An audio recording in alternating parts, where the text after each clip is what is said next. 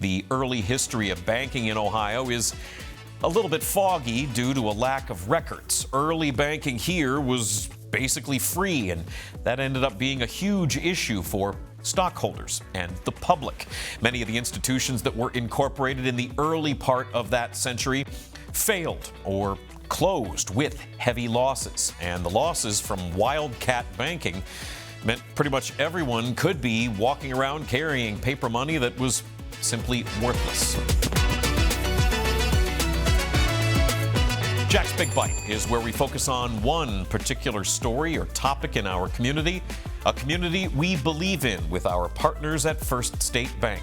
Stop into one of their local branches or visit online at fsb4me.com to access all the helpful tools and services at First State Bank, built on belief and committed to doing right by our communities.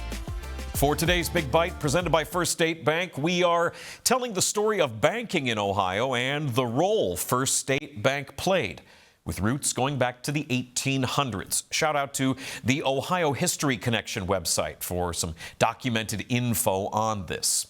The first institution in Ohio to issue notes for circulation as money was the Miami Exporting Company of Cincinnati, which was incorporated back in 1803. The early history of banking in Ohio is a little bit foggy due to a lack of records. Early banking here was basically free, and that ended up being a huge issue for stockholders and the public. Many of the institutions that were incorporated in the early part of that century failed or closed with heavy losses. Safeguards like banks being federally insured simply didn't exist yet, and paper money had to be backed by gold or silver. There were so-called wildcat banks that didn't really have any coins. They just existed with paper, and the losses from wildcat banking meant pretty much everyone could be walking around carrying paper money that was simply worthless.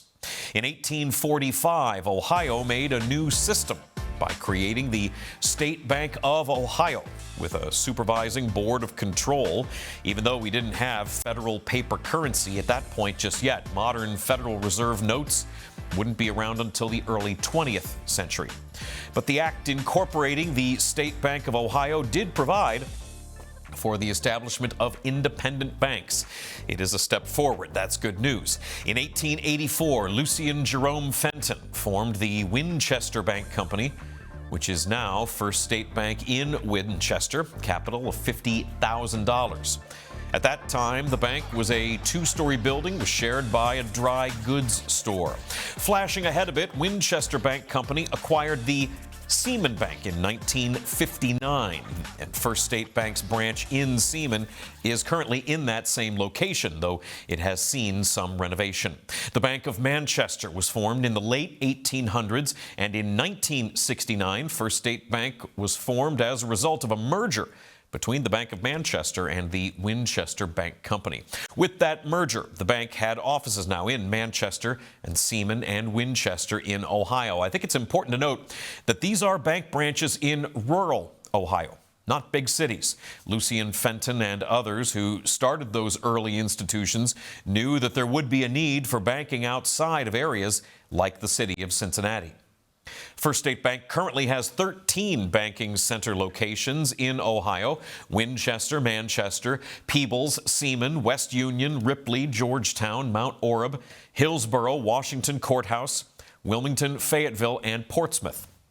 They also have 4 others in Kentucky: Maysville, Inez, Louisa, and Warfield. According to First State Bank's 2025 annual report, consolidated net income was more than $11 million last year. That is up more than 16% from the year before, with net interest income the big driver of that success. Net loans, investment securities, and deposits were all up in 2025 for First State Bank as well. 2025 was also when the Portsmouth branch had its first full year. It did $21 million in loans and over $4 million in deposits. The First State Bank Maysville, Kentucky Banking Center was voted Best New Business of 2025 by that area's local Chamber of Commerce. First State Bank is a sponsor of the Working Lunch. You've heard me say in their copy, built on belief. That belief also includes serving their communities. You can see some of the work that's been done just recently. Recent events like the team in Warfield joining Facing Hunger Food Bank to make sure local families get meals, and the Maysville team volunteering with the Rotary Club at the annual Oktoberfest. That annual report from First State Bank lists 173 volunteers. That is nearly every First State Bank employee, serving in 9 different counties to benefit 21 different organizations, again, all just last year.